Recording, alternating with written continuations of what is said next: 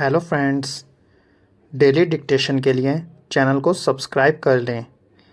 यह dictation 5 second बाद शुरू होगी।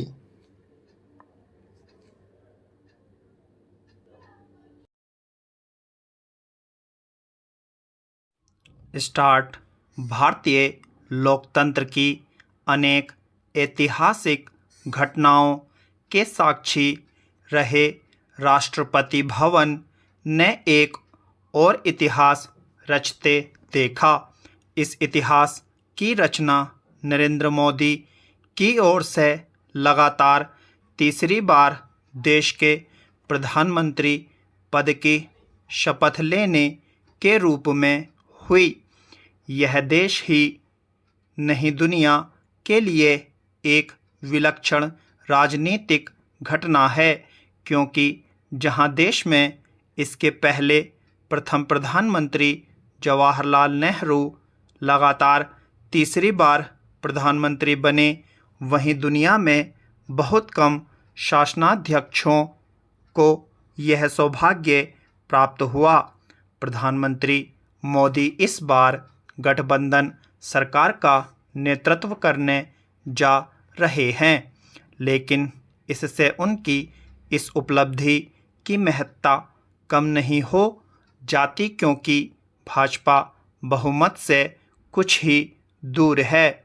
चूँकि सहयोगी दल मोदी सरकार को सहयोग और समर्थन देने के लिए प्रतिबद्ध हैं और मंत्रियों का चयन सुगम तरीके से हो गया, इसलिए यह आशा की जाती है कि मोदी की तीसरी पारी भी सुगमता से चलेगी।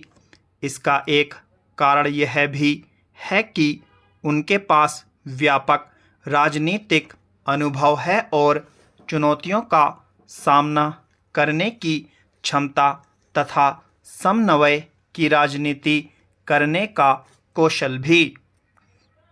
उनकी राजनीतिक यात्रा को देखा जाए तो उन्होंने अनेक ऐसी चुनौतियों का सफलतापूर्वक सामना किया है जिनकी कल्पना नहीं की जाती थी।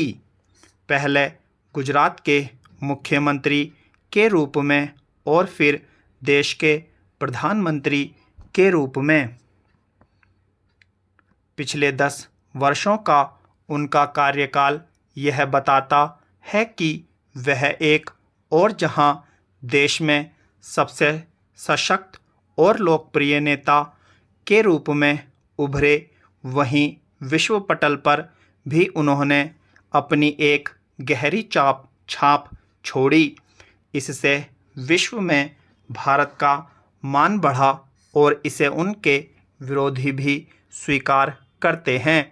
प्रधानमंत्री के रूप में उन्होंने न केवल साहसिक फैसले लिए, बल्कि विकास और जनकल्याण के ऐसे कार्य किए जिसने देश की तस्वीर बदलने का काम किया है। अब वह विकसित भारत के लक्ष्य को लेकर आगे बढ़ रहे हैं। चूँकि गठबंधन सरकार के बावजूद कमान प्रधानमंत्री के हाथ में है और उन्होंने यह कहा है कि वह अपने एजेंडे को आगे बढ़ाने के लिए प्रतिबद्ध हैं और इस एजेंडे के प्रति सहयोगी दलों और विशेष रूप से टीडीपी और जेडीयू ने भी अपनी संकल्पबद्धता जताई है। इसलिए मोदी को पीएम के रूप में तीसरी पारी निरंतरता का परिचायक ही होगी। भले ही उनकी गारंटियां भाजपा को पूर्ण बहुमत ना दिला पाई हों, लेकिन देश अभी भी एक कुशल प्रशासक के रूप में उनकी प्रतिबद्धता का कायल है। यह संभव है कि सहयोगी दल अपने राज्यों के साथ ही अपने राजनीतिक हितों की पूर्ति के लिए आग्रह करें, लेकिन यदि वे कोई अनुचित दबाव नहीं डालते तो इसमें कोई बाधा नहीं है और शासन संचालन की पीएम मोदी की जैसी कार्यशैली रही, उससे यह सुनिश्चित हुआ जा सकता है कि वह किसी भी तरह का दबाव की राजनीति में आने वाले नहीं हैं और उनके तीसरे कार्यकाल में देश जनता की अपेक्षाओं को पूरा करते हुए प्रगति पथ पर आगे बढ़ता रहेगा। स्टॉप।